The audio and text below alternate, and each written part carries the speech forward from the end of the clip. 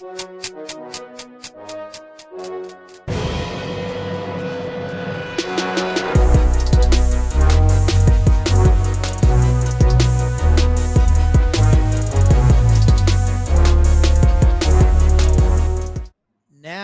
we get into the difference between owning and renting, again, from the Federalist. Some hot takes. The neighborhoods who rent are on average, worse neighborhoods. They tend to their yards and homes much less, that being renters. They, meaning renters, make more noise. They, meaning renters, get the police called to their homes more often for everything from domestic violence to raucous parties to drug busts to leaving their car parked in the street in the way of everyone else. Now, okay, you had me at tending to their yards, and they make the rest is debatable. It depends on the person, in my opinion. Owning makes people take responsibility and feel more investment in their community. I agree with that. That's true. Renters are less invented and more easily detached. I agree with that. When more money and commitment are on the line, in the aggregate, people will behave better. So this entire financial dynamic also ruins more people's quality of life and degrades social standards for more people. She goes on to complain about their neighbor, like her own personal neighbors being unmarried couples who fight, meth heads, etc., etc. No need to go into details, but there's some kernel of truth into what she says there.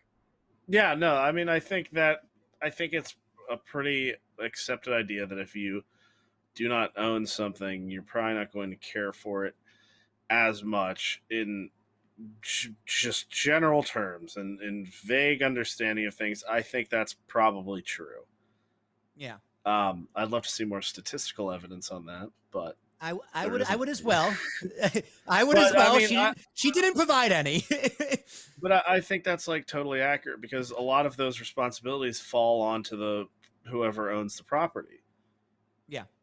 Of course it does. Of course it does. And that, Nash, is a key point. Whoever owns the property. Now, we're going to get into it in a little bit, but how well do you think Morgan Stanley is going to take care of their properties? It depends on which is more profitable, so probably not very well. It depends on the lease, really. So, however, where individual landlords and local real estate companies own most rental units, there are more ways to address such situations. So, she's saying where if a individual landlord or a local real estate company like the one I'm in, currently in Hoboken, own more rental units, there are ways for the community to adjust to these situations and fight back. You can look up the names of the local property records to call and complain. You and your neighbors can quietly organize to enforce each city ordinance or a problem neighbor that ultimately results in their renter or his sublord moving on. A slumlord. Oh, she used the word slumlord. What a bitch. You can lobby your city council to apply higher standards to landlords and neighbors' nuisances so problems are more restrained. That's true. Pretty much you can just be an asshole of a neighbor and you can force the hand of local landlords. Now, in some situations, I think it's totally fine. And others, it's to your own discretion. But at least as a community, you can do something about it. But if a giant transnational corporation owns a house, they won't give two hoots about their negative effects on the place they live.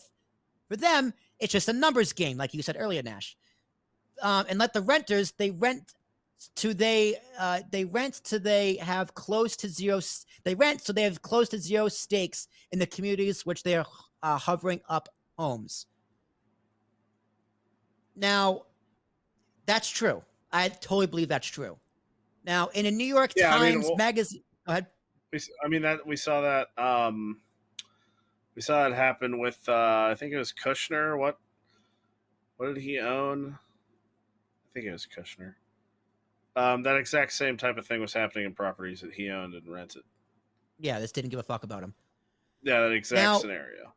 There were examples cited. I believe it was from the Federalist, but in a New York Times magazine article last year, it's from the same article, Francesca Mari, Mari, documented the egregious harms perpetrated by the landlords of struggling Americans. One man's house was sold to a private equity firm, which forced their tenants to take on responsibilities usually reserved to the homeowners, like mold remediation, landscaping, and CO2 detectors. Another woman's rental home was infested with rats and cockroaches.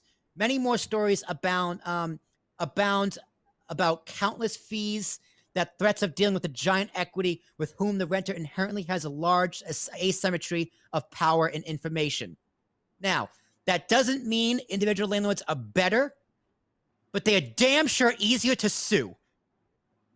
That's a Will Tarashuk Yeah. original right there.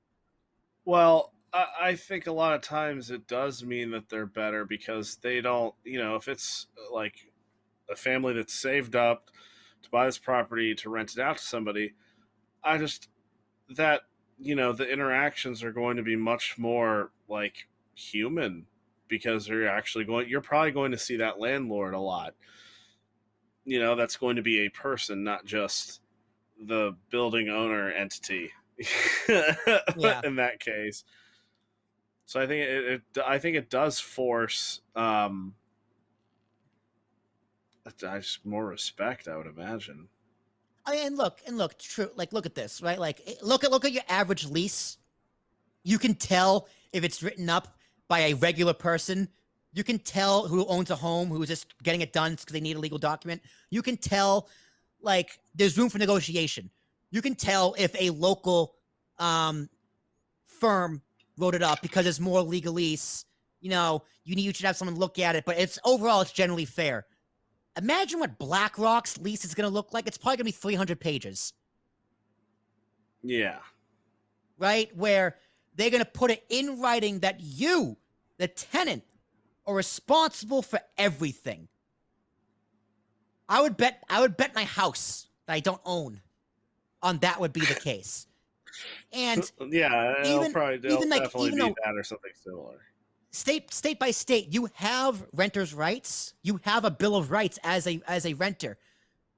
But even with those rights, good luck suing a private equity firm who has a team of lawyers to pick apart your argument. They don't even pay taxes.